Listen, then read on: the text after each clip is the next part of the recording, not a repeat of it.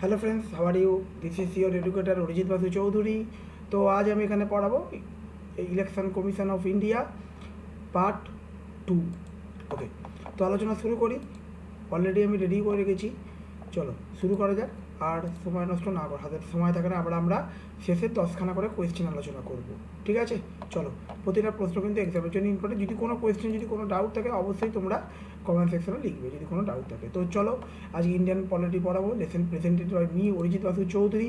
যারা আমাকে তোমরা আনএকাডেমি অ্যাপ, অবশ্যই তোমরা এতদিনে বুঝতে পেরেছো, সিম্পল। তোমরা আনএকাডেমি ইন্টারনেট অন করে প্লে স্টোর থেকে আনএকাডেমি অ্যাপ ডাউনলোড করবে। সেখানে তোমরা যাবে গোল অপশানে গিয়ে তোমরা স্টেট পিএসসি, সেখানে WPSC গিয়ে অবশ্যই করে পিন করে ওখানে অরিজিৎ বাসু চৌধুরী বলে সার্চ করবে। ওকে, তো তোমরা ডাইরেক্ট তোমরা আনএকাডেমি জয়েন করতে পারবে। আর অবশ্যই করে তোমাদের আনএকাডেমি জয়েন করলে তোমরা অবশ্যই ডেলি তোমরা 300+ কোয়েশ্চেন পাবে, পুরো এলাবোরেটলি আলোচনা। ওখানে ক্যাটাগরাইজ ডিভাইড ইন্টু 11 সাবজেক্ট, যেমন পলিটি, হিস্ট্রি, জিওগ্রাফি, ইকোনমিক্স, ওকে, সায়েন্স, বায়োলজি, ফিজিক্স, ওকে, পদার্থবিদ্যা, জীববিদ্যা, ওকে, রসায়ন, সমস্ত সাবজেক্টের আলাদা আলাদা করে এবং এলাবোরেটলি, এবং তোমার পারফরমেন্সে তুমি মূল্যায়ন করতে পারো যে তোমার র্যাঙ্ক কত। এটা একদমই তোমরা পাবে, অবশ্যই তোমরা দেখতেই পাচ্ছ, টেস্ট অপশানে গেলেই তোমরা পেয়ে যাবে।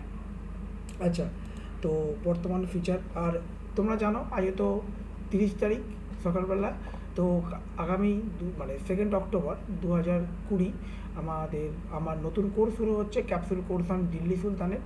এছাড়া 9 তারিখ থেকে শুরু হচ্ছে capsule course on fiscal system, Indian tax structure. And আরেকটা 19 তারিখ থেকে শুরু হচ্ছে capsule course on parliament structure and functioning. তো 3টে কোর্স। এছাড়া আমার শুধু দেখো আনএকাডেমি, যখন তুমি যদি প্লাস সাবস্ক্রাইব করো, দেখো ডেলি আমি ফ্রি স্পেশাল ক্লাস নিই রাত 9টা থেকে 10টা এবং সকাল 11টা থেকে 12টা। রাত 9টা থেকে 10টা ডেলি তোমরা পাবে, এবং প্লাসের ক্লাস 1টা থেকে 2টো ডেলি। ঠিক আছে, ডেলি তোমরা পাচ্ছ প্লাসের ক্লাস, ওকে। আর স্পেশাল ক্লাস রাত 9টা থেকে 10টা। তোমরা আমার সাবস্ক্রাইব করবে না, তখন তোমরা কিন্তু প্লাসের ক্লাস, শুধু আমার কেন, এই মুহূর্তে এই আনএকাডেমি প্ল্যাটফর্মে 60+ এডুকেটার্স আছে, এবং এক একটা সাবজেক্ট তোমাদের ঘরে বসে উইদাউট এনি ইনস্টিটিউশন। দেখো, আমি প্রতিদিন একটা কথাই বলি, ধরো একটা টপিক তুমি পড়ছো, ঠিক আছে, ইলেকশন কমিশন, ঠিক আছে, একটা টপিক তোমাকে পড়ে বুঝে সেটাকে কী কোয়েশ্চেন আসতে পারে, সম্ভাব্য কোয়েশ্চেন, সেগুলো তোমাদের প্রশ্ন বলি একটা সময় লাগে না, সময় সাপেক্ষ। কিন্তু যখন আমরা আনএকাডেমি তোমাকে পড়িয়ে দেবো, দেখতেই পাচ্ছ এই ক্লাসটার মধ্যে তোমরা বুঝতে পারছো, যখন তোমাদের পড়িয়ে দেবো তখন তোমার যে জিনিসটা অনেক ইজি হয়ে গেল, আন্ডারস্ট্যান্ডেবল হয়ে গেল। এবার তুমি কোয়েশ্চেন আমি আলোচনা করিয়ে দিচ্ছি, তাই না? এই বেনিফিটগুলো পাবে, এবং সমস্ত সাবজেক্টে আলাদা আলাদা doubt clearing session, mock test, each and everything তুমি পাবে। তো অবশ্যই করে তোমরা করো, আর অবশ্যই চ্যানেলটি তোমরা সাবস্ক্রাইব করবে, বেল আইকনে ক্লিক করবে, ক্লাস ভালো লাগলে অবশ্যই শেয়ার করবে। তো চলো আলোচনা শুরু করি।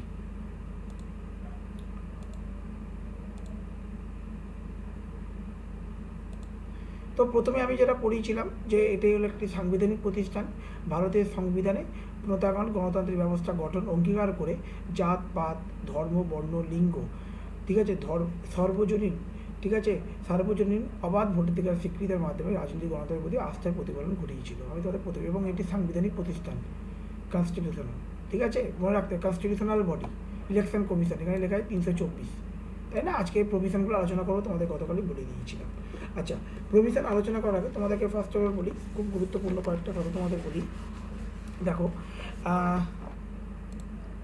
এগুলো তোমাদের পার্ট 1 অবশ্যই তোমরা দেখে নেবে।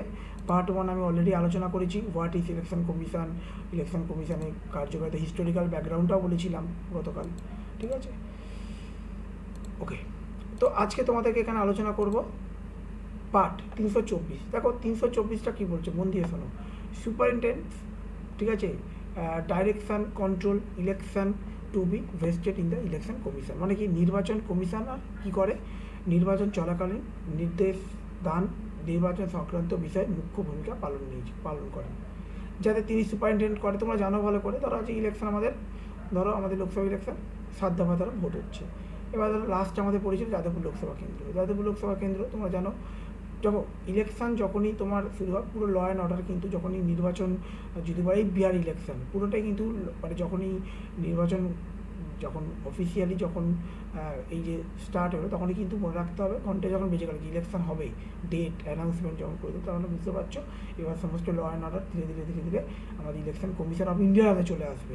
এটাই তো নর্মালি সাংবিধানিক একটা প্রভিশন আছে। এখন সমস্ত পাওয়ার কিন্তু মনে রাখবে যখন লোকসভা ইলেকশন হয়েছিল সমস্ত দেখেছো, ধরো এসপিকে চেঞ্জ করে দিচ্ছে, ডিএসপিকে এখান থেকে এখানে চেঞ্জ করছে, সমস্ত কিছু কিন্তু যা তার ল অ্যান্ড অর্ডার পুরো মেনটেন করে, মানে মনে রাখবে ল অ্যান্ড অর্ডার পুরো মেনটেন করবে কিন্তু ইলেকশন কমিশন অফ ইন্ডিয়া। ঠিক আছে, ডাইরেকশান কন্ট্রোল, কীভাবে ভোট হবে, ভোটের প্রসিডিওর, কত দফায় ভোট হচ্ছে, ঠিক আছে, কীভাবে নির্বাচন, ধরো কোনো সময় ধরো সাপোজ ধরো কোনো নির্বাচন ধরো যেখানে নির্বাচন হচ্ছে সেখানে কোনো একটা সমস্যা হলো, তিনি বলবেন যে তিনি ইলেকশন কমিশন যদি মনে করে যে রি-ইলেকশন হবে, ওখানটা যে ইলেকশন হয়নি, হতে পারে অনেক অপ্রীতিকর পরিস্থিতি হয়, সেক্ষেত্রে কী হবে ইলেকশন আবার রি-ইলেকশন কন্ডাক্ট হবে, সেক্ষেত্রে সমস্ত কিছু ইচ অ্যান্ড এভরিথিং মানে নির্বাচন কমিশন নির্বাচন চলাকালীন নির্দেশ দান, নিয়ন্ত্রণ বিশেষ মুখ্য ভূমিকা পালন করে। সমস্ত প্রিসাইডিং অফিসার সব কিছু তিনি যা বলবেন তাই হবে। ঠিক আছে, তিনি হলেন ফাইনাল। ঠিক আছে, আচ্ছা 325 নম্বর কী বলছে? 325 বলছে যে no person to be ineligible for দেখো inclusion in or to claim to be included in special election roll on the ground religion, race, caste or sex. কী বলছে?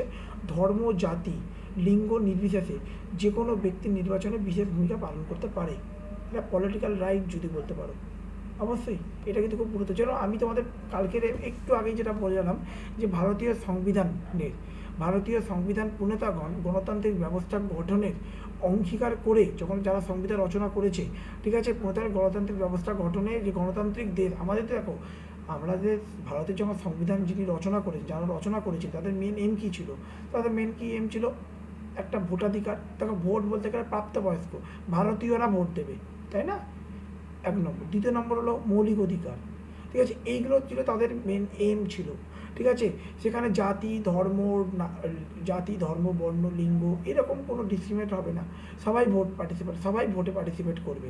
ঠিক আছে, মানে এক কথায় যদি আমি বলি ভারতের সংবিধানের প্রণেতাগণ গণতান্ত্রিক ব্যবস্থা গঠনের অঙ্গীকার করে বংশ, জাতপাত, সম্প্রদায়, নারী পুরুষ ও ধর্ম নির্বিশেষে সার্বজনীন অবাধ ভোটাধিকারের স্বীকৃতির মাধ্যমে রাজনৈতিক গণতন্ত্রের প্রতি তাদের আস্থার প্রতিফলন ঘটিয়েছিল। এমনভাবে কনস্টিটিউশন লিখিয়েছিল যাতে মানে তারা এমনভাবে লিখেছে যাতে সবাই যাতে রাইট থাকে, সবাই যেন ভোটে পার্টিসিপেট। কিন্তু এটা মনে রাখতে হবে যে ভোট তুমি যে দিচ্ছ না, ভোট দান, রাইট টু ভোট, এটা কিন্তু মৌলিক, নট এ ফান্ডামেন্টাল রাইট। এটা কি? এটা কিন্তু লিগাল অ্যান্ড মোরাল রাইট। মানে তুমি যদি ভোট দিতে পারো, যদি না দাও বাই চান্স ধরো ভোটের দিন, এটা হতেই পারে না, মানুষ মাত্রে তোমার শারীরিক অসুস্থ হয়ে পড়লাম আমি, তো সেক্ষেত্রে ভোট দিতে পারলাম না, এটা কিন্তু সেক্ষেত্রে কিন্তু মৌলিক অধিকার বলে যদি উল্লঙ্ঘন করে কী হবে, তোমার জেলও হতে পারে।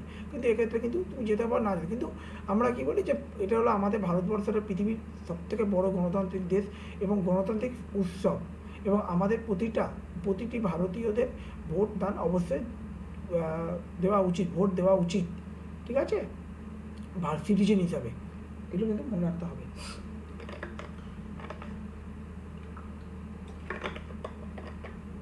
তাহলে কি বললাম? No person to be ineligible, কাউকে এলিজেবল করাবে না জাতি ধর্ম বর্ণ। তাহলে প্রথমটা হলো কন্ট্রোল কে করছে? By election commission. Second is কোনো ডিসক্রিমিনেট হচ্ছে না।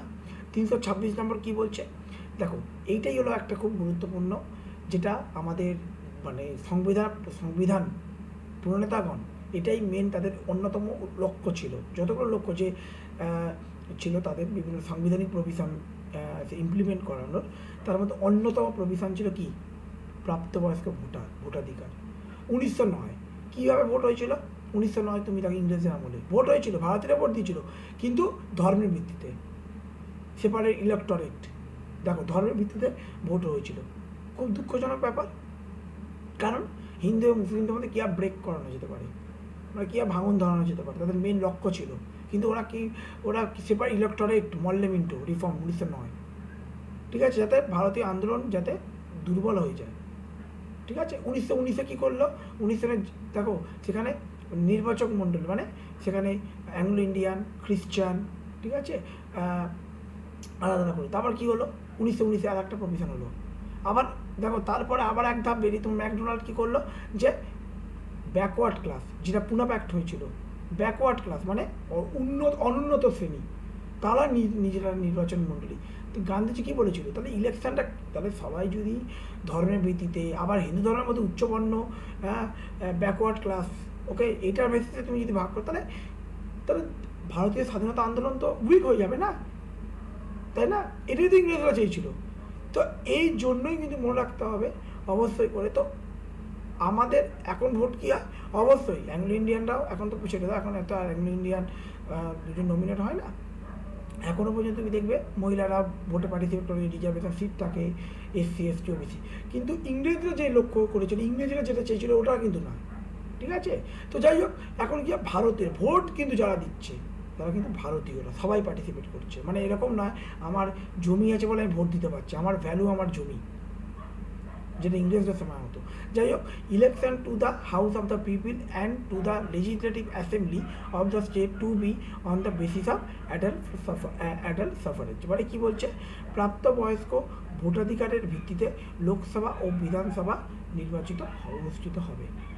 তাহলে বুঝতে হবে, তাহলে কী বলছে, election to the house of people, মানে হাউস অফ পিপল মানে কি লোকসভা, আর লেজিসলেটিভ অ্যাসেম্বলি কি মানে কি বিধানসভা। এটা কিন্তু মনে রাখতে হবে, point to be noted. Council of state বলে রাজ্যসভা, ঠিক আছে? স্টেট লেজিসলেটিভ অ্যাসেম্বলি বলে বিধানসভা, কাউন্সিল বললে বিধান পরিষদ, ঠিক আছে? তাহলে 324 বুঝতে পারলে, 325 বুঝতে পারলে, 326 বুঝতে পারলে, 327 কী বলছে, power of parliament to make provision with respect to election to legislature. তাহলে 307 কী বলছে, সংসদ পার্লামেন্ট পাওয়ার আছে, সংসদ কেন্দ্রীয় আইনসভার নির্বাচন সংক্রান্ত বিশেষ শর্তাবলী আরোপ করতে পারে। পাওয়ার অফ পার্লামেন্ট হাতে পাওয়ার আছে টু মেক প্রভিশন তৈরি করতে পারে with respect to election to legislature মানে আইনসভা, ঠিক আছে? এটা কিন্তু মনে রাখতে হবে, এগুলো কিন্তু নির্বাচন সংক্রান্তি বিভিন্ন কিছু শর্তাবলী আরোপ করতে পারে। 328 নম্বর কী বলছে, power of legislature of state, power আছে লেজিসলেচারে, ঠিক আছে, state legislature to make provision with respect to election obviously state legislature. তাহলে বুঝতে পারছো, খুব গুরুত্বপূর্ণ, এটা কিন্তু এক্সামের জন্য ইম্পর্টেন্ট। দেখো অনেক বইতে কিন্তু 328 থাকে না, অনেক বইতে 324, 325, 326, 327, 328। 27 বলছে ইউনিয়ন, 28 বললে স্টেট লেজিসলেচারের কথা বলছে, ঠিক আছে? তাহলে 327 কী বলছে, স্টেট গভর্নমেন্ট, স্টেটের কথা, সেন্ট্রালের কথা বলছে। পাওয়ার অফ পার্লামেন্ট কেন্দ্রীয় আইনসভা, আর একে পাওয়ার of legislature of the state রাজ্য, তাই না, রাজ্য বিধানসভা, ঠিক আছে? এগুলো কিন্তু মনে রাখতে হবে। চলো পরের পয়েন্ট কী বলছে দেখি, পরে 329, but to interference by court in election matter, নির্বাচনে আদালতের হস্তক্ষেপ করার বিষয়ে নিয়ন্ত্রণ আরোপ করা হয়েছে। নির্বাচনের ক্ষেত্রে কিন্তু সেখানে কোর্টেরও কিন্তু ভূমিকা কিন্তু কম থাকে। হ্যাঁ, ইলেকশন কমিশন ধরো ধরো কোনো ইলেকশন প্রক্রিয়া তারা করছে, সেখানে কোর্ট কিন্তু অনেকটা ইন্টারভেন্স যাতে না করে, সেক্ষেত্রে সমস্ত কিছু বার করতে পারে, বাট খুব যতন minimum, but to interference by court in election matter, ঠিক আছে? নির্বাচনে আদালত হস্তক্ষেপ করার বিষয় নিয়ন্ত্রণ আরোপ করা হয়েছে। এইগুলো তোমাদের মেন আর্টিকেল, ঠিক আছে? এবার দেখো এগুলো এইটুকুনি তো তোমরা পড়লে, আরও তোমাদের ক্লজ ওয়াইজ পড়তে হবে, আরও ডিটেলসে পড়তে হবে, তার জন্যই তোমাদেরকে বলা আনএকাডেমিক ক্লাসগুলো করো। ডেলি আমার রাত 9 থেকে 10টা আর সকাল 11 থেকে 12টা, দুটো স্পেশাল ক্লাস এবং 1টা থেকে 2টো প্লাস। এবং প্লাসে যখন তুমি জয়েন করবে ইচ অ্যান্ড এভরিথিং সব কিছু পেয়ে যাবে, each and everything with notes PDF ফরম্যাটে। তোমরা ক্লাস করবে 1 ঘন্টা পর তোমরা পিডিএফটা পেয়ে যাচ্ছ, পিডিএফটা পরে তুমি পেয়ে যাচ্ছ, এটাই তো তোমার বেনিফিট হয়ে যাচ্ছে। এই যে নোটসটা তুমি পেয়ে গেলে, তাহলে তোমার বই কিনতে হচ্ছে না। তাহলে এগুলো কিন্তু তোমাদের মনে রাখতে হবে, এই প্রভিশনগুলো। তাহলে 324টা বুঝতে পারলে, ইলেকশন কমিশন সব কিছুকে সুপারিনটেন্ডেন্ট করবে, ডাইরেকশন করবে, কন্ট্রোল করবে। 325 বুঝতে পারলে, জাতি ধর্ম বর্ণ কাউকে ডিসক্রিমিনেট করাবে না। 325, 326 বুঝতে পারলে, election to the house of people legislature assembly state, আর প্রাপ্তবয়স্ক ভোটাররা ভোট দেবে। 327 বুঝতে পারলে, পাওয়ার পার্লামেন্ট, কেন্দ্রীয় পার্লামেন্টের হাতে পাওয়ার আছে, প্রভিশন তৈরি করবে লেজিসলেচারের ইলেকশনে।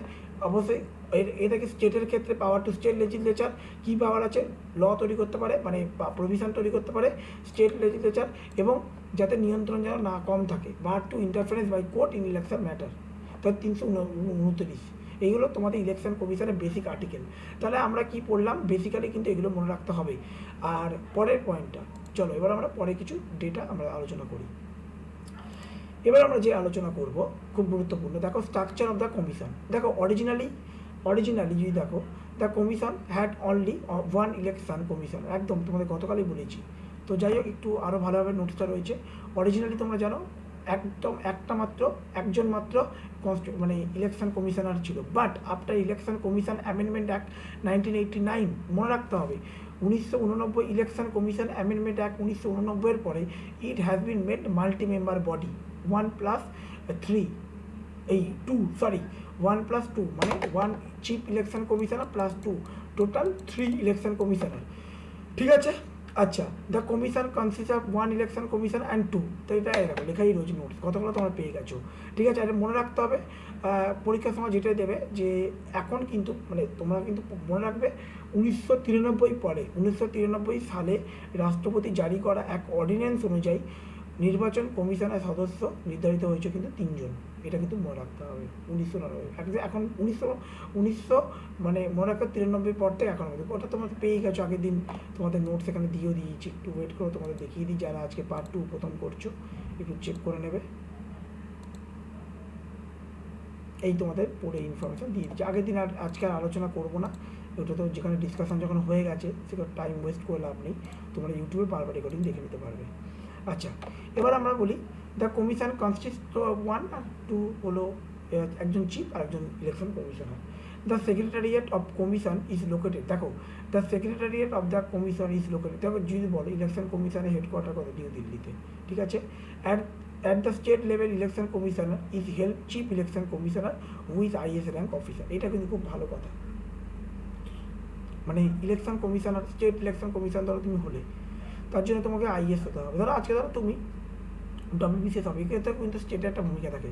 ধরো তুমি একজন WBCS অফিসার, খুব ভালো পারফরমেন্স করেছো, দীর্ঘদিন তুমি তোমার অভিজ্ঞতা আছে, সেক্ষেত্রে কিন্তু তোমার প্রমোশনে তুমি IAS র্যাঙ্ক হয়ে যাও না, পরতে তুমি কিন্তু স্টেট ইলেকশন কমিশনার হতে পারো, ঠিক আছে। তুমি ঢুকেছো WBCS মানে তোমার ডাইরেক্ট IAS না দিয়েও তুমি হয়ে যাচ্ছ, কিন্তু chief election commissioner of India তোমার IAS হতেই হবে, ঠিক আছে। কিন্তু স্টেট ইলেকশন তুমি হতে পারো, কিন্তু এরকম, এটা আমি জাস্ট বললাম, এরকম হয়েছে আগের গতবার যে আমাদের স্টেট ইলেকশন কমিশনার যিনি ছিলেন।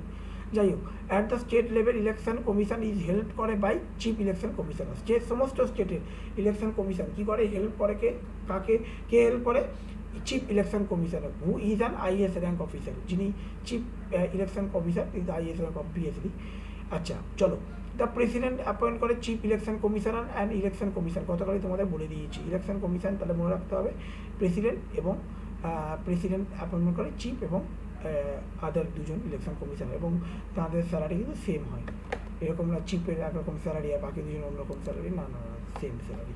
দে হ্যাভ ফিক্সড টেনিওর 6 ইয়ার, তোমাদের যেটা বলেছিলাম যে 6 বছর এবং up to age of 65 years whichever is earlier, যেটা আগে হয়। আচ্ছা, তাহলে মনে রাখতে হবে, আমি তোমাদের গতকালও বলেছিলাম, ধরো 6 বছর তার টেনিওর, 6 বছর ধরো তার তখন 6 বছর হয়ে গেল, তখন তার হয়তো এজ 64, তখনই তাকে জব ছেড়ে দিতে হবে, বা তিনি 3 বছর করলো, তাও দেখা তার 65-এ চলে গেল, তো সেক্ষেত্রে কিন্তু তাকে জব ছেড়ে, যেটা আগে হয়, whichever is earlier, okay. আচ্ছা, they enjoy the same status and receive salary and perks to available জাজ of supreme court of India, একদম সুপ্রিম কোর্ট ক্যাগের মতো, আমি তোমাদের ক্যাগের সময় বলেছিলাম, সমস্ত সুযোগ সুবিধা স্যালারি যা কিছু তিনি কিন্তু পান কিন্তু ক্যাগের স্যালারির মতো, ঠিক এই ইলেকশন এই সুপ্রিম কোর্টের জাজের মতো, জাজ অফ সুপ্রিম কোর্ট। তাহলে দে এনজয় সেম স্টেটাস, সমতুল্য, ঠিক আছে, সমান সম্মান, রিসিভ স্যালারি, পার্ক, সমস্ত কিছু সুযোগ সুবিধা প্রিভিলেজ সব কিছু কিন্তু জাজ of the supreme court of India, একদম। The chief election commissioner can be remove from office only through process of removal, তোমরা জানো ভালো করে রিমুভাল প্রসিডিওর, যেভাবে সুপ্রিম কোর্টে জাজকে রিমুভ করা হয়, পার্লামেন্টারি প্রসেসের একটা প্রসেস আছে, ইন কেস লোকসভা 100 জন, রাজ্যসভা হলে 50 জন, এগুলো সব আমি তোমাদের ক্লাসে পড়িয়ে দিয়েছি, প্লাস অলরেডি আমার এগুলো পড়ানো হয়ে গেছে সমস্ত। দেখো আমি আনাকারবি, দেখো পড়া তো হলোই, কিন্তু আমি কীভাবে একটা সিলেবাস ওয়াইজ পড়াই, যেমন হিস্টোরিক্যাল ব্যাকগ্রাউন্ড, তারপর আমরা চলে যাব union territory, citizenship, fundamental right, TPSP, duty, part 5 union, তারপর পার্ট 5-এর মধ্যে প্রথম কী আছে, প্রেসিডেন্ট, তারপর আছে PM কাউন্সিল অফ মিনিস্টার, ঠিক আছে, তারপর আছে তারপর আমাদের পড়বো জুডিশিয়ারি, পুরো পার্টটা পড়িয়ে দিয়েছি, সুপ্রিম কোর্ট, হাইকোর্ট, তারপর পার্ট 6, হ্যাঁ অ্যাডভোকেট জেনারেলটা বাকি চলে গেল, মনে রাখো 76 যেটা। আচ্ছা পার্ট 6-এর মধ্যে সেম টু সেম, এখানে গভর্নর, ফার্স্ট গভর্নর, তারপরে সিএম, তারপর councillor, state legislative assembly, councillor, minister, বিধানসভা, বিধান পরিষদ, তারপর তোমরা জানো অ্যাডভোকেট জেনারেল, তো হাইকোর্ট। তাহলে বুঝতেই পারছো এইভাবে কিন্তু আমরা পড়াবো। তারপরে আমরা পড়বো ইউনিয়ন স্টেট রিলেশনশিপ। এইভাবে কিন্তু আমরা ধীরে ধীরে ধীরে নোটসগুলো কিন্তু রেডি করি, এইভাবেই তোমাদের পড়াশোনা করতে হবে। আমি আবার বলছি, কাট আপ কিন্তু যথেষ্ট হাই রেট হচ্ছে, কাট আপ দেখতেই পাচ্ছ 127 কাট আপ, কতটা পার্সেন্টেজ বেড়ে গেছে, মানে নাম্বার বেড়ে গেছে। তো সেক্ষেত্রে কিন্তু তোমাদের স্টাডি করতে হবে, খুব ভালোভাবে স্টাডি করতে হবে, প্রপার ওয়েতে স্টাডি করতে হবে, পুরো পয়েন্ট বাই পয়েন্ট তোমাদের পড়তে হবে, ঠিক আছে? তো এগুলো পড়তে হবে কিন্তু এইভাবে, ঠিক আছে? তাহলে সুপ্রিম কোর্টের যে জাজকে কীভাবে রিমুভ করা হয়, লোকসভাকে ইনকেস লোকসভা 100 জন সমর্থন, সেখানে স্পিকার যদি বলে হ্যাঁ প্রসিডিং শুরু করুন, তো শুরু করে, যদি রিজেক্ট করে তো রিজেক্ট হয়ে গেল। আবার রাজ্যসভাতে যদি তুমি শুরু করো 100 জনের, 50 জনের সমর্থন, ইনকেস লোকসভা 100 জন, ঠিক আছে, স্পিকারের ভূমিকা আছে, ইয়েস বলে ইয়েস, নো বলে নো। এটা রাজ্যসভা হলে, মানে কাউন্সিল অফ স্টেট হলে তোমার চেয়ারম্যানের সমর্থন, 50 জন সিগনেচার, এইভাবে কিছু। তারপরে কমিটি গঠন হচ্ছে, 1 বাই 1 একটা প্রসিডিওর আছে, ঠিক আছে? তাহলে the chief commissioner can be remove from office only through process of removal similar to the supreme court জাজ ফর বাই পার্লামেন্ট। অবশ্যই লাস্টে প্রেসিডেন্ট সিগনেচার করবে। পার্লামেন্ট বলতে কী বুঝি, লোকসভা, রাজ্য, প্রেসিডেন্ট, তাই না?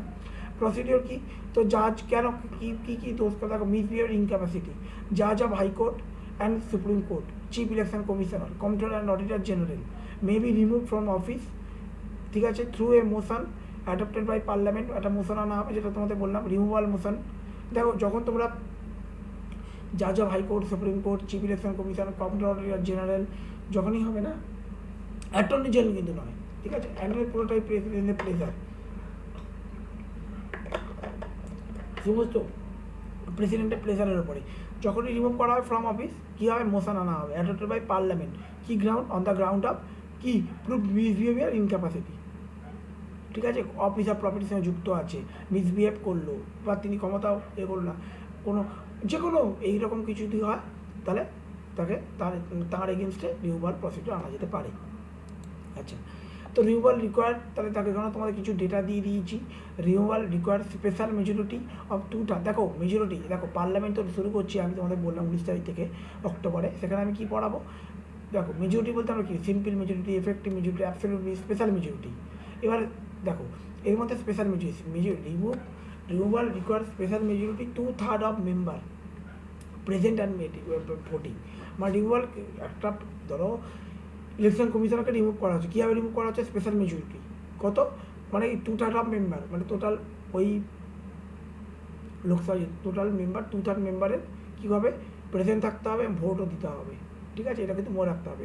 মানে তোমাকে যদি এক কথা বলি, মোর দ্যান 50% হিসাবে যদি বলো, মানে তোমার হাউসের বা লোকসভা যদি হয় 50% সমর্থন থাকা দরকার, মানে যদি আমি পার্সেন্টেজ ওয়াইজ যদি বলি, ঠিক আছে? এটা কিন্তু বলো 3 জন 2/3, মানে 3 জন আর 2 জন, ঠিক আছে? এটা হলো ব্যাপার। তাহলে special majority of 2/3 members present and voting, মানে supported by more than 50% of the total strength of the house, এই হলো ব্যাপার।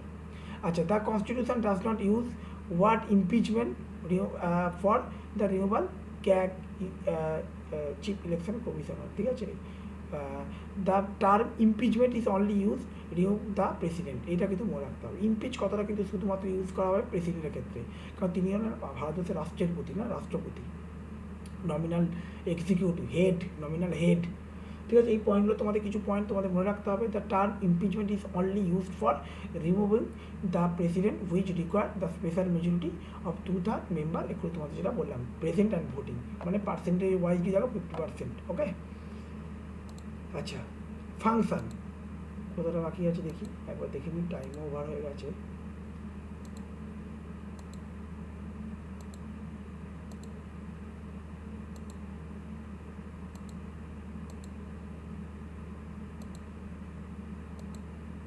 আচ্ছা চলো ফাংশনটা পড়িয়ে দিই, অনেকটাই বাকি আছে, চলো। আচ্ছা, কি ফাংশন কি, তার মেন কাজ কি, কার্যকারিতা কি, দেখো কার্যকারিতা যদি দেখো, ক্ষমতা,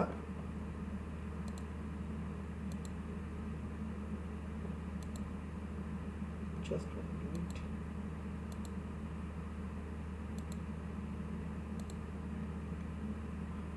ওকে, ফাংশন প্রথমেই তো বললাম ইলেকশন কন্ট্রোল তার মেন ফাংশন। দেখো, election commission of the superintendent করে, ডাইরেক্ট করে, কন্ট্রোল করে entire process conducting election, parliament, state মানে পার্লামেন্টের ইলেকশন, লোকসভা, রাজ্যসভা সমস্ত, বা প্রেসিডেন্ট ইলেকশন, বা এগুলো তোমরা জানো, তোমার সমস্ত কন্ট্রোল করে।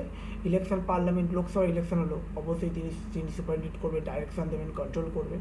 And legislator of the every state and the office of president vice president of India, হয়ে গেল। ঠিক আছে, আচ্ছা, খুব গুরুত্বপূর্ণ পয়েন্ট। আচ্ছা, the most important function of the commission is, আচ্ছা যে কথাটা তোমাদের বলার ভুল হয়েছে, মানে অ্যাকচুয়ালি লোকসভা রাজ্যসভা বলাটা ভুল, মানে লোকসভা, ঠিক আছে, state legislative assembly, president, vice president, chief election কমিশনের তত্ত্বাবধানে হয়, পৌরহিত্য হয়, ঠিক আছে। আর মনে রাখতে হবে স্টেট ইলেকশন কমিশনের পৌরহিত্য হয় মূলত, মানে তার ডাইরেকশন সুপারিনটেন্ডেন্ট হয় কি, পঞ্চায়েত পৌরসভার, ঠিক আছে, এটা মনে রাখবে। যাই হোক, the most important function of the commission is to decide the election schedule for the conduct of, দেখো পিরিয়ডিক না টাইমলি, কবে হবে, কত দফায় হবে, 2 দফায় হবে না 4 দফায় হবে না 6 দফায় হবে, কখন হবে, কবে হবে, কখন হবে, টাইম, পুরো ডিউরেশান, ঠিক আছে, সমস্ত কিছু তো মনে রাখতে হবে। The most important function of the commission is to decide the election schedule for the conduct of periodic and timely election, whether general or by election, যেটাই হোক না কেন, ঠিক আছে। ওকে, ইট প্রিপেয়ার করে ইলেকট্রনিক রোল, ঠিক আছে, issue করে, তোমাদের জানো electronic photo identity card, EPIFIC, ঠিক আছে, খুব গুরুত্বপূর্ণ এক্সামের জন্য, তোমরা জানো ভালো করে। ইলেকশনের আগে দেখবে সমস্ত দল থেকে একটা ছবি, এজ, কোথায় তুমি ভোট দেবে, সমস্ত জায়গায় গিয়ে সেটা তিনি অবশ্যই তার, এবং তোমরা জানো গণনাও হয়, একটা সার্ভেও হয়, যে সার্ভে বলতে গেলে যে তোমরা জানো যে কতজন এখানে কতজন ভোটদাতা আছে, ঠিক আছে, সমস্ত ইলেকশন কমিশন করে। ডিলিমিটেশন কমিশন যেরকম, ঠিক আছে, যদি পরবর্তীকালে কনস্টিটিউয়েন্সি বানাতে হয়, ধরো আছে যাদবপুর লোকসভা কিন্তু অনেক বড় কেন্দ্র, আরও 2 ভাগে ভাগ করে দেওয়া হলো, ঠিক আছে, তো সেটা কিন্তু জনসংখ্যার অনেক কিছু ডিটারমাইন, কিন্তু পুরোটা ডিলিমিটেশন কমিশনটা কিন্তু পুরোটাই কিন্তু এটাও কিন্তু ইলেকশন কমিশনের ভূমিকা থাকে। It decide on the location, polling station কোথায় হবে, কোন বুথ কোথায় প্যান্ডেল করা হবে, না স্কুলে হবে, না মাঠে হবে, কী প্রসেসে হবে, সমস্ত কিছু। এবং সেই ইলেকশন লোকেশানে কজন আর্ম অফিসার থাকবে, মানে আর্ম পুলিশ থাকবে, ঠিক আছে, কজন লাঠিধারী পুলিশ থাকবে, ঠিক আছে, সমস্ত কিছু, ঠিক আছে। It decide on the location, polling station, assignment of voters to the polling station, location, counting centre, কোথায় কাউন্ট হয় দেখেছো নিশ্চয়ই, একটা স্কুলে কাউন্ট হলো, বড় স্কুল, ধরো একটা মহাবিদ্যালয় বা একটা কোনো প্রাইমারি স্কুল, ওখানে কাউন্টিং হলো, সমস্ত ব্যালট পেপার টেপার নিয়ে বা সমস্ত ইভিএম মেশিন নিয়ে ইলেকশন হয়ে গেল, বিকেল 5টার সময় নিয়ে সব চলে গেল ওই ব্যালট, মানে সেই স্কুলে, ওখানে ভোট কাউন্টিং হবে। তোমরা দেখেছো নিশ্চয়ই, আমাদের যেরকম এটা বেসিক্যালি আমরা ওটা পঞ্চায়েতে দেখি, আমাদের লোকাল যে স্কুল টুলে হয়, কিন্তু বড় একটা আমরা যখন দেখি তখন লোকসভা ইলেকশন কোথায় হয়, নেতাজি ইন্ডোর স্টেডিয়ামে, ঠিক আছে, আমরা দেখেছি নিশ্চয়ই, ঠিক আছে। Location, counting station, arrangement to the met in or surrounding polling station, counting the central allied matter. আচ্ছা, পরের পয়েন্ট কী বলছে, ইট গ্র্যান্ড রেকগনাইজ, এইটা কিন্তু খুব গুরুত্বপূর্ণ, কালকে পড়াবো কোনটা পলিটিক্যাল পার্টির জন্য কী ক্রাইটেরিয়া আছে, কোনটা স্টেট পার্টি, কোনটা ন্যাশনাল পার্টি, এগুলো তোমাদের কালকে আগামীকাল পড়াবো। দেখো, খুব গুরুত্বপূর্ণ, it grant recognition to the political parties allot, কোনটা পলিটিক্যাল পার্টি, কে পলিটিক্যাল রেকগনাইজ, এটা পলিটিক্যাল পার্টি, ঠিক আছে, এটা পলিটিক্যাল পার্টি গ্র্যান্ড করা হলো। বা এটা শুধু পলিটিক্যাল পার্টি কেন, শুধু এরকম কেন আমি বলবো, ধরো আজকে ধরো দেখা যাচ্ছে আমরা 2 ভাই, আমরা এক পার্টি আমাদের, কিন্তু আমি দেখা যাচ্ছে আমি ভাই বেরিয়ে একটা নতুন পার্টি গঠন করবো, মানে তখন কিন্তু ওই লোগো নিয়ে, বা আমি ওই পার্টির লোগো না, তোমাকে সেপারেট লোগো কপি করা যাবে না, কিন্তু ওই লোগো সেই অ্যাপ্রুভাল সব কিছু তোমার election commission. It grant recognition of political party, recognition কে দেয়, অবশ্যই ইলেকশন কমিশনার। অ্যালোট করে election symbol to along with setting dispute relating to it, সমস্ত যদি কোনো ডিসপুট হয়, ধরো অনেক সময় তোমরা দেখেছো আমাদের মুলালাম সিং যেরকম ছেলে যখন বলে আমার ছেলে যখন বলে আমি নতুন পার্টি বানাবো, যেটা গন্ডগোলটা হয়েছিল, তো অনেক পুরোনো ইস্যু, তখন কিন্তু শর্ট আউট করেছে কিন্তু ইলেকশন কমিশনার, ঠিক আছে। The commission also advisory jurisdiction in the matter of post election disqualification, advice দেয়, jurisdiction in the matter of the post-election যদি কাউকে disqualification of sitting member of the parliament or state legislature, এটা কিন্তু খুব গুরুত্বপূর্ণ। এই দেখো এই জায়গাটাতে ক্ষেত্রে আমি তোমাদের বলি, ক্ষমতার ক্ষেত্রে যেটা বললাম যে কমিশনের যারা কোনো সিদ্ধান্ত দিল, সেই সিদ্ধান্তর মানে যদি বলো বিরুদ্ধে তুমি কিন্তু কোর্টে যেতে পারবে না, এটা কিন্তু মনে রাখতে হবে। রাজনৈতিক দলগুলি বিবাদের মীমাংসা করে, রাজনৈতিক দলগুলি যে বিবাদ হয় মীমাংসা করে। এবং দেখো, এবং তোমাদের মনে রাখতে হবে সংসদে বহিষ্কার, এটা খুব গুরুত্বপূর্ণ। সংসদে বহিষ্কার প্রসঙ্গে তার মানে নেচারটা হলো অ্যাডভাইজারি নেচার, মানে রাষ্ট্রমন্ত্রীকে জাস্ট 1 মিনিট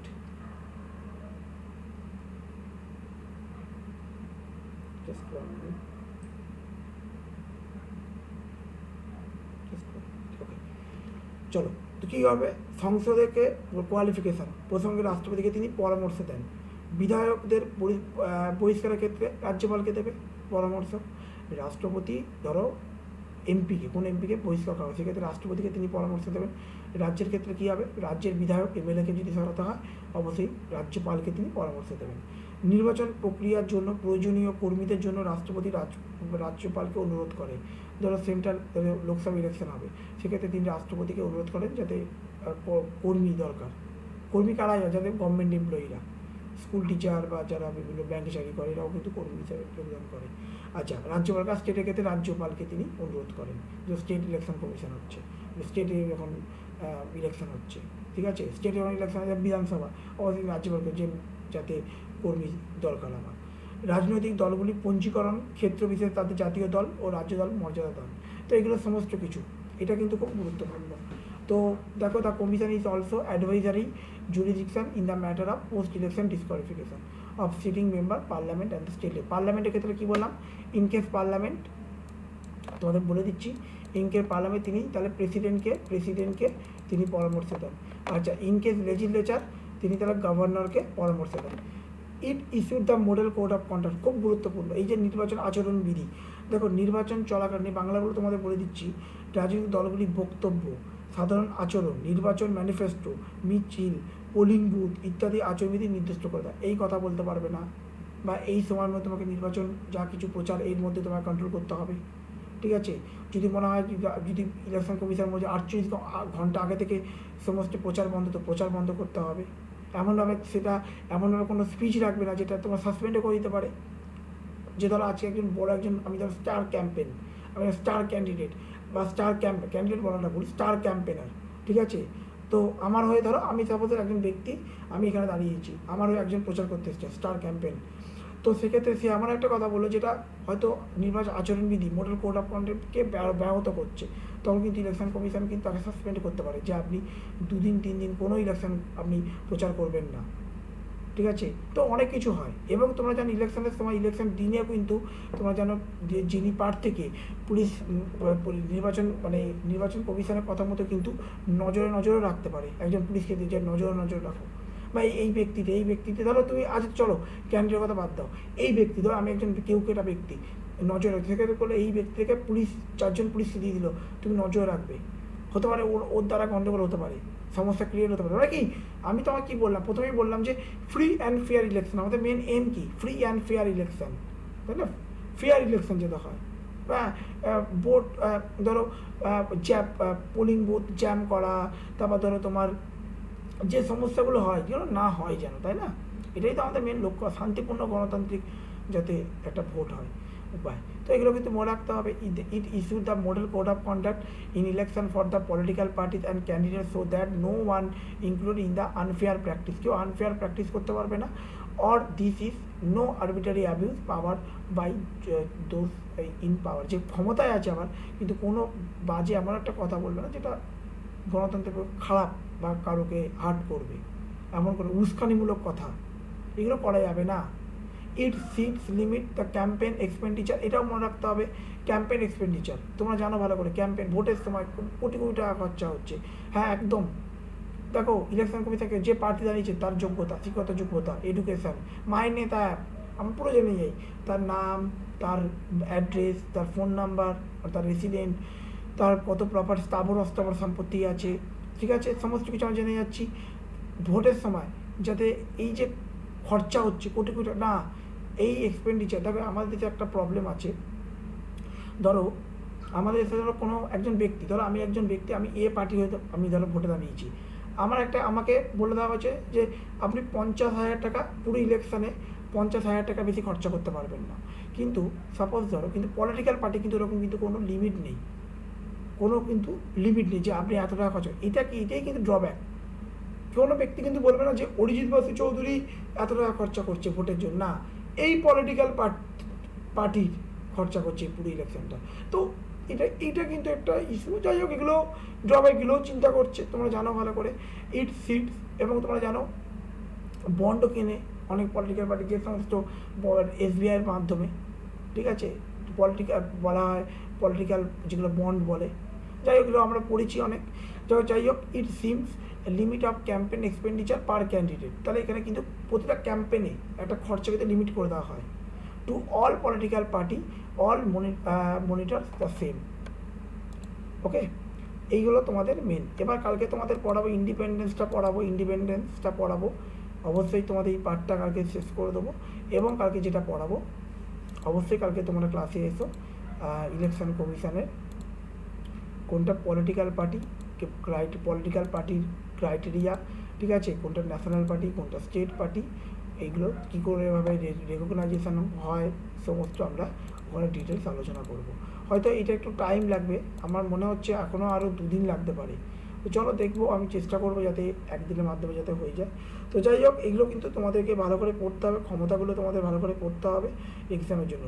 রিগিং, বুথ দখল, হিংসার ক্ষেত্রে ভোট বাতিলও কিন্তু মনে করলে করতে পারে, এটাও কিন্তু মনে রাখতে হবে। শুধু তাই না, রাজনৈতিক দলগুলির স্বীকৃত প্রধান প্রতীক নির্বাচন নির্ধারণ করে। তো এগুলো কিন্তু তোমরা দেখে নেবে। আর দরকার নেই, চলো কালকে আমি সব পড়িয়ে দেবো। 2টো পয়েন্ট আছে, তো আমি কালকে তোমাদের এই পার্টটা কালকে পড়াবো। ইন্ডিপেন্ডেন্স থেকে শুরু করবো, ঠিক আছে। কালকে তোমাদের independence of the political party, article 324 of the Indian constitution, mains of the provision, পুরো এগুলো তোমাদের পড়িয়ে দিলে মোটামুটি আমাদের এটা আর 2টো ক্লাস, টোটাল 4টে ক্লাস। কারণ ইলেকশন কমিশনটা কারণ 3টে ক্লাস লাগে, কারণ যথেষ্ট বড় ডেটা ইনফরমেশান আছে, অনেকগুলো আর্টিকেল আছে। দেখো, এটা থেকে আরও বড় ব্যাপারটা কী জানো তো, এটাকে আরও টাইম লাগছে, বিকজ তোমরা একটা জিনিস তোমরা একটু অবজার্ভ করলে দেখতে পাবে যে এই যে আমি তোমাদেরকে যে পরীক্ষার প্রশ্ন থাকে 2015 সালের প্রশ্ন দেখবে, যেখানে কোনটা কী হবে স্বীকৃতি, কোনটা স্টেট পার্টি, কোনটা ন্যাশনাল পার্টি, কী ক্রাইটেরিয়া আছে, এটা স্টেট পার্টি হবে, এটা ন্যাশনাল পার্টি হবে, সেগুলো আমি ওখানে ডিটেলসে আলোচনা করবো, দ্যাটস ওয়াই। তো একটু তোমরা দেখে নেবে। আর চলো আমরা প্রশ্ন আলোচনা করি, হাতে টাইম নেই, কালকে থেকে ইন্ডিপেন্ডেন্স থেকে শুরু হবে। ওকে,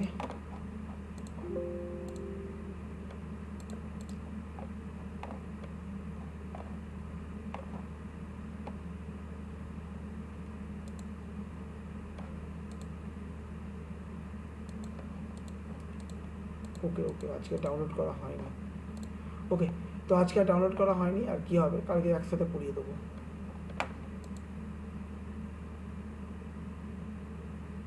ঠিক আছে, চলো। তো অনেকক্ষণই হলো আজ ক্লাস, 30 মিনিট প্রায়। চলো, এইটুকুই রইলো। থ্যাংক ইউ ফর আর 2টো ক্লাস লাগবে। একটা হলো তোমার পার্ট 2, এটা 3, 4। ওকে, পুরো কোর্স কমপ্লিট হয়ে যাবে। Thank you for discussion.